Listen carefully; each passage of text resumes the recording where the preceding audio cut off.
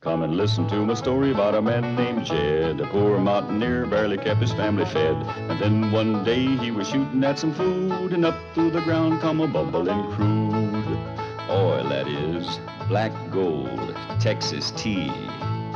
Well, the first thing you know, old Jed's a millionaire. The kinfolk said, Jed, move away from there. Said, California is the place you ought to be. So they loaded up the truck and they moved to Beverly Hills, that is, swimming pools, movie stars. The Beverly Hillbillies.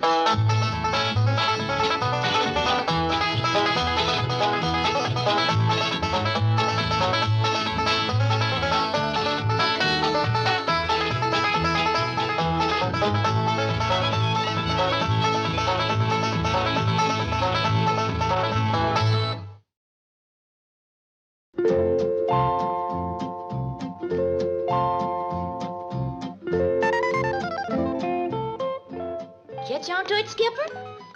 Now see, can you feed little Debbie? That's so boring. Hey, if you be good and help me feed all my critters, we'll take you along to Jethro's graduation today. Come on, give little Debbie a kiss. Ellie, ain't your Pa and Jethro back from the jewelry store yet? Not yet, Granny. What all was Pa buying for Jethro? A four-bladed pocket knife and his first watch. I wish I could graduate. And you can't graduate without going to school. Well, I don't like school. Well, then you can't get no watch and no pocket knife. Yonder they come. I know how I can get me watch and pocket knife without going to school. How? I can take Jethro's away from him. Oh, no, you won't. You ain't gonna whoop Jethro on his graduation day.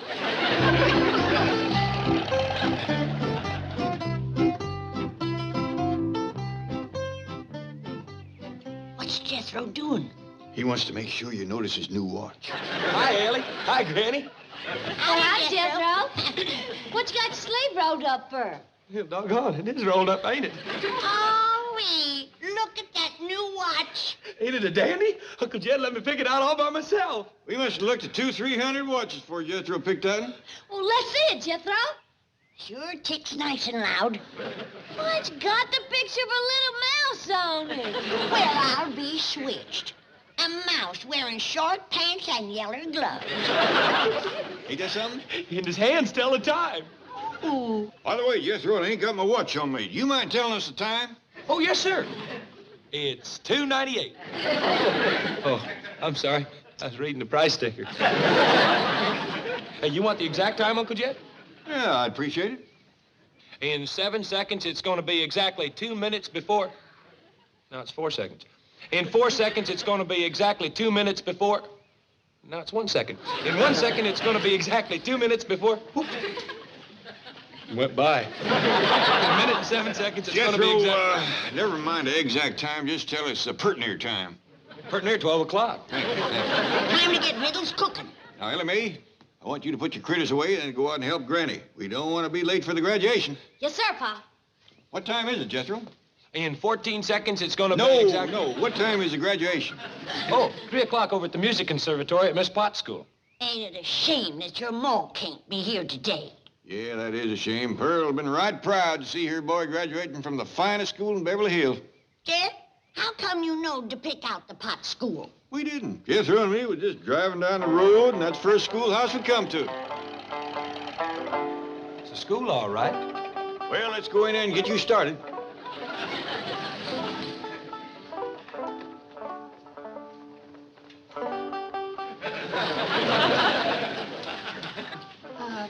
May I help you? Well, reckon maybe you can. Yes? What is it you wish? Well, I'd like to get my nephew started into school.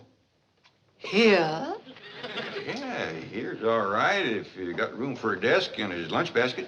My dear man, this is a most exclusive private school.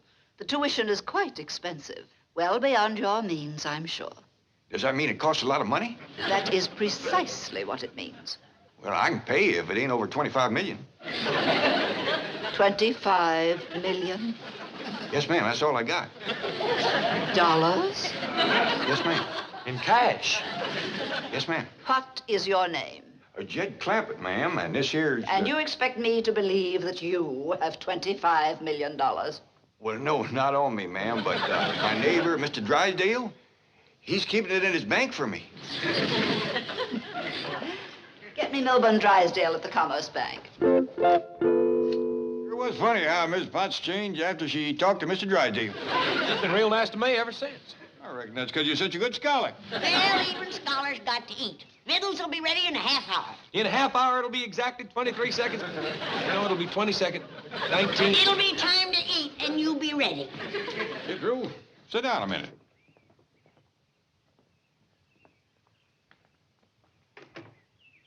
Now, boy, I ain't much on speech making, but I just want you to know how proud you made every single one of us going to school and graduating like this. I reckon the power to think and reason things out is the greatest power there is in this world. And the more folks go to school and gets the education, the better this world is going to be.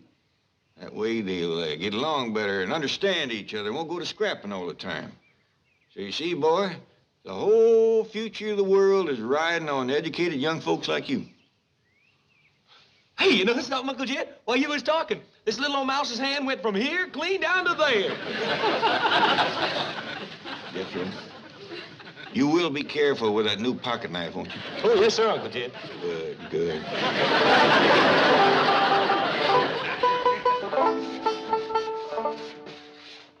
Own it good, boy. We want to look our best when we drive up to Miss Potts' school for your graduation. Yes, sir, Uncle Jed.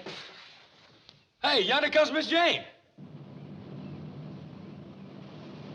Boy, whether she sees my new watch, it's 3 or 4 times bigger than hers. Jethro, don't go to bragging on it right off. Let her notice it for herself. Oh, yes, sir.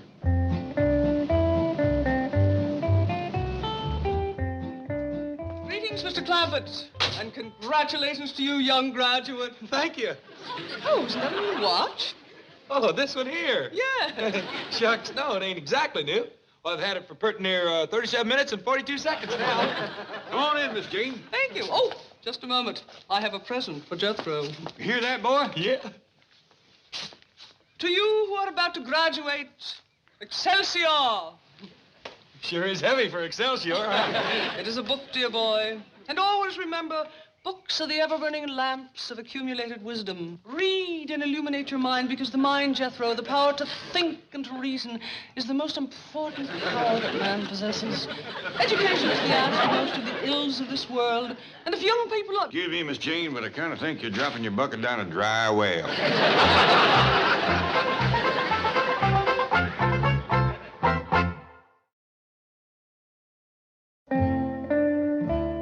Jane, you coming to Jethro's graduation? Well, I'd like to. What time is it, Jethro? Oh, in exactly 23 seconds. No, she means your graduation. It's 3 o'clock. In the music conservatory over to Miss Potts' school. We's almighty proud of Jethro. He's the only one in the family that ever made it clean through school. Mr. Clampett, Jethro is graduating from the 6th grade, isn't he? That's right. Then he has to go through at least 6 more grades.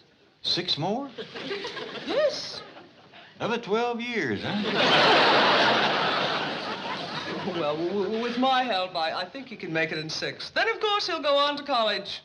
College? Gee whiz. All I want to be is a brain surgeon. I think you'd better change that ambition, Jethro. To be a brain surgeon requires 4 years of college, 4 years of medical school, 1 year's internship, and from 2 to 5 years of residency. Oh, no. Uncle Jed, I just think I'll settle for being an atomic scientist. That might take almost as long. Jethro, you got a third choice? Oh, yes, sir. Streetcar conductor. Excuse me, I'll get it. Streetcar conductor? Oh, yes, sir. Jed Clampett speaking. Oh, howdy there, Miss Potts. Say, we's all mighty happy and proud that Jethro is graduating out of your school today. But I reckon you're right sad to see him go, ain't you? You don't say. Hi there, Miss Jane. Hello, Ellie. Will you stay to victuals? Granny's cooked up an extra special treat for Jethro's graduation. Sure she will. What is it, Ellie? Chicken fried chicken hawk and crawdad burgers. Oh, hey, come on, Miss Jane. Well, I don't really have the time. Oh, I can give you that. In 11 seconds, it'll be exactly 17 minutes before... Jethro, Miss Potts is right put out at you. You're late for graduation rehearsal. I am? Yeah, you were supposed to be over to school at 12:30. Oh, shucks, I forgot. Oh, Granny's got victuals ready now. Jethro, which is more important, eating or graduating? Well? You're wrong. Get over to the school.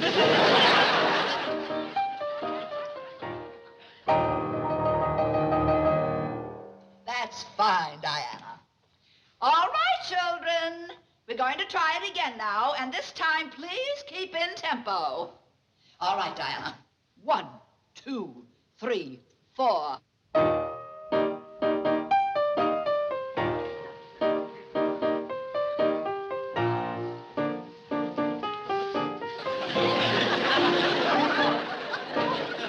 Jethro. I'm sorry I'm late, Miss Potts. Hey, fellas, take a look at my new watch. Boys, come now, boys. Jethro, this is supposed to be a dress rehearsal. Didn't you get a graduation suit? Well, yes, ma'am, I sure did. Uncle Jed let me go clean into Los Angeles all by myself and pick it out. Well, I hope you remembered to get a dark suit. Oh, yes, ma'am. It's dark green. Yeah, with big yellow squares all over it. And I got some yellow shoes to go with it. And the fella threw in a necktie for free. It's got the picture of a hula dancer on it. The lights go out and she glows. And there's writing on it that lights up and says, "Kiss me in the dark, baby." Diana, please. Shall I get you some smelling salts? Yes, and Milburn Drysdale. Tell him to come quickly. It's an emergency.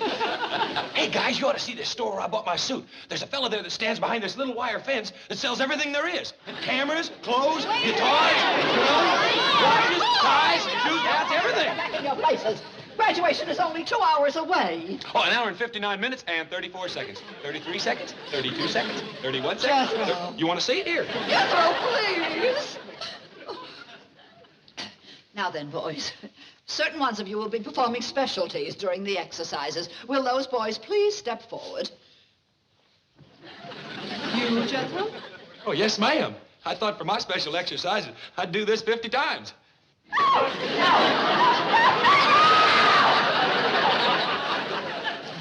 Mr. Drysdale, I fully realize that you hold the mortgage on my school and that the Clampetts are very special friends of yours. And my largest depositor. Yes, but under no circumstances can I allow Jethro to participate in the graduation exercises. Ceremonies. Why not? Because he'll make a shambles of them. In the first place, he towers over the other children. Well, you knew that 2 years ago when you enrolled him. No, I didn't. I swear it. When Mr. Clampett and Jethro were in my office that day, I thought they were talking about somebody else, a tiny little boy. I still say let Jethro graduate with the other boys. I can't afford to antagonize the Clampetts. And you can't afford to antagonize me. But the reputation of my school is involved. Forget it. There is something else that's involved. I don't want to hear about it. It's money. Tell me about it. Our certificates today are going to be presented by Mr. Theodore Switzer. The philanthropist, the multimillionaire. Correct. And if he is favorably impressed, he may endow my school with a very large sum of money. Well, I'll have a talk with Jethro. I'll see that he wears a nice suit. He says thank you, he'll be fine. Jethro, would you come out here, please? Be right there. Ow! Put me down, Jethro! I just want to show Mr. Drysdale my graduation exercise. Put her down, Jethro. Jethro, when Mr. Switzer presents you with your certificate today, he may ask you a few questions, such as, what do you want to be when you grow up? That is, mature. Yes. What do you want to be, Jethro? A streetcar conductor. Streetcar conductor. Yes, sir. I seen one over to Joplin once. He had a little gadget right here. He could squirt nickels, dimes, and quarters out of that thing faster than milk from a tall cow.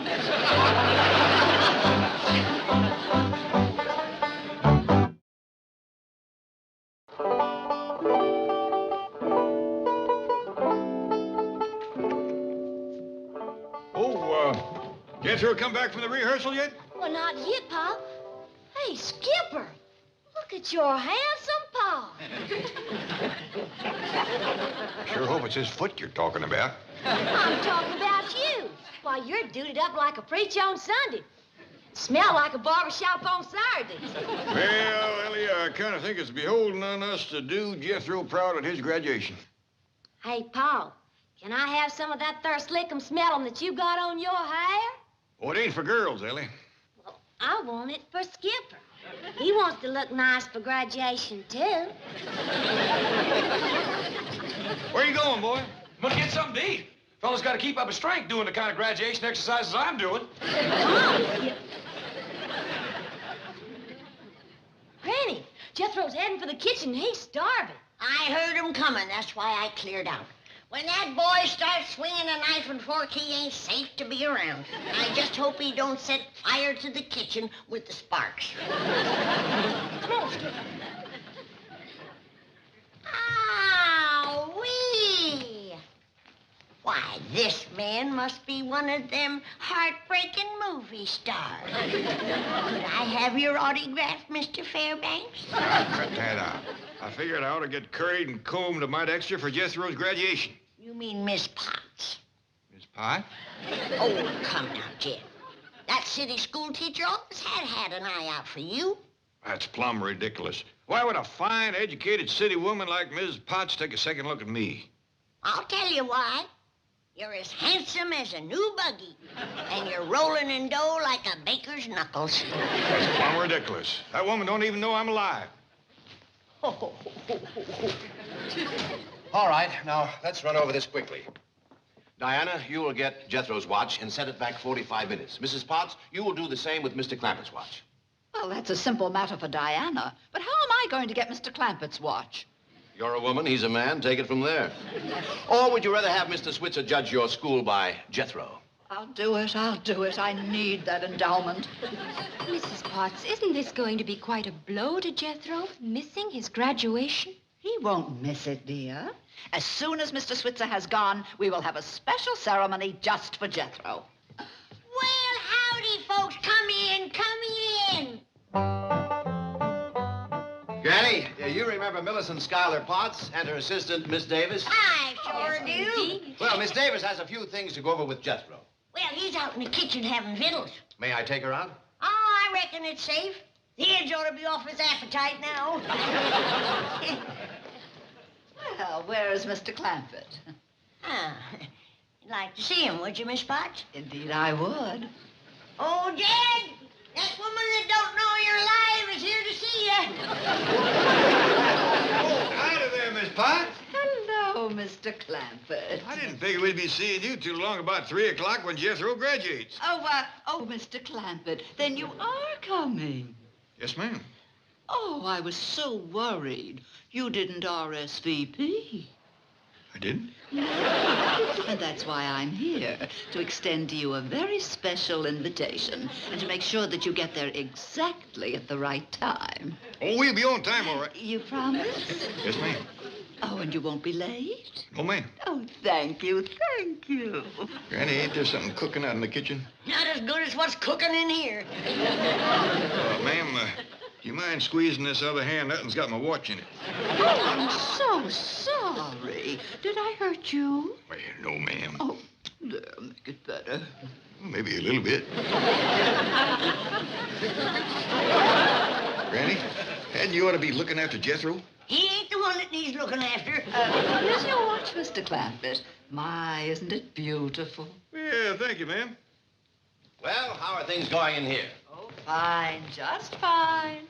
Jethro, you hurry up and get into your graduation suit. Yeah, it must be, 1:45. Oh, it must be later than that. What time you got, Jethro? Oh, I got... Miss Diane, can I have my watch back now? Certainly, Jethro. Thank you. Hey, in 14 seconds, it'll be exactly 15 minutes before 2. Make that 11. Make that 10. That's close enough, Jethro. What time you got, Mr. Drysdale?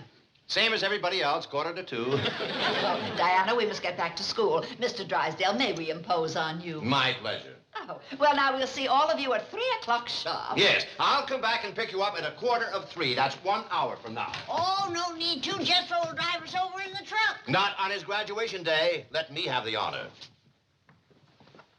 See you later, Jethro.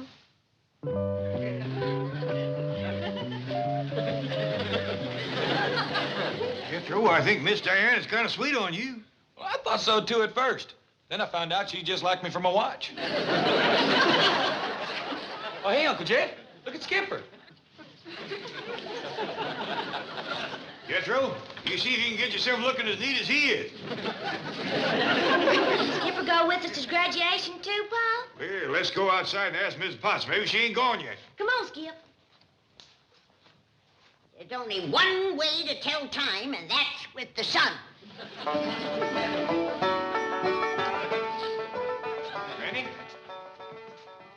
Miss Potts go? Yes, and you know something? According to my calculations, it's done past 2:30. Granny, you can't hardly put your calculations up against 3 store-bought watches. Where you going, Granny? To Potts School. Let them with watches be late. I'm going to be on time. Well, can Skipper and me go, too? Time on.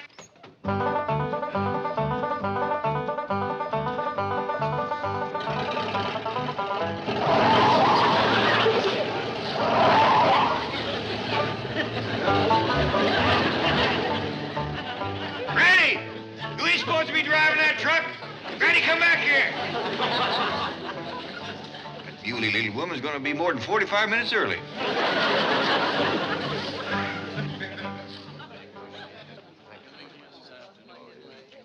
It's just a small school, Mr. Switzer, but Mrs. Potts believes in quality, not quantity. That's very commendable. Well, it's been a pleasure making your acquaintance. I've long been an admirer of your money. Many charities and philanthropies. Well, Gloriamus igitur. Well, your graduating class has a very impressive scholastic average, Mrs. Potts. Thank you, Mr. Switzer. With the exception of this one student, Jethro Bodine. Jethro, yes. Well, I doubt very much if he'll be here today. He's graduating, isn't he? Oh, yes, he's graduating. Excuse us, fellas. Is this here where you go to watch a graduation? No, ma'am. You have to go around front. There wasn't no place to park out front. Hey, isn't that Skipper? The one that Jethro's always talking about? Well, it sure is. Where's Jethro? We're supposed to march out in about 1 minute. Yeah, it's 3 o'clock now. I knew it, Ellie Mae. Jethro's gonna miss his own graduation. I've got a great idea. Let Skipper march out and get Jethro's certificate. You reckon it's all right, Granny? It's all right with me. Mrs. Potts, I don't mean to pry, but if I'm to endow this school with a large sum of money, I have a right to know about Jethro. Yes. Well, you see, Mr. Switzer, Jethro has a very definite inferiority complex. He doesn't like to appear in front of an audience. Why does he feel inferior? What? Well, he's different from the other boys. Different how? Oh, his appearance, his size, his background, his manners, even the food he eats. Why did you enroll him? Frankly, it was a mistake. But once enrolled, I felt duty-bound to give him the best education I knew how. Actually, Mrs. Potts has accomplished miracles with Jethro. From the looks of his grades, I'd hardly agree. Mr. Switzer, I give you my word. Jethro posed a most unusual academic challenge. Well, it's after 3. I suppose we should proceed without him. Thank you, Mr. Switzer. Diana, begin the march. Will you...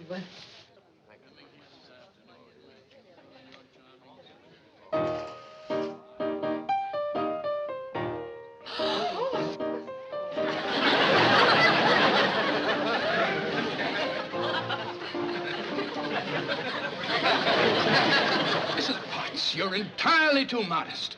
Academic challenge indeed. Why, it's a miracle that he can make these kind of grades. I'm doubling my endowment.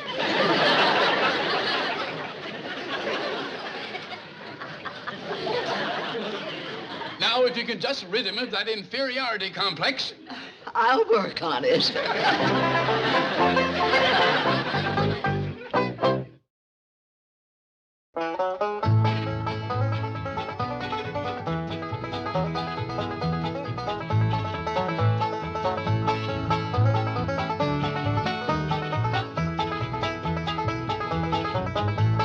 Now it's time to say goodbye to Jed and all his kin. They would like to thank you folks for kindly dropping in. You're all invited back next week to this locality to have a heaping helping of their hospitality. Hillbilly, that is. Set a spell. Take your shoes off. Y'all come back now. Here? This has been a Filmways presentation.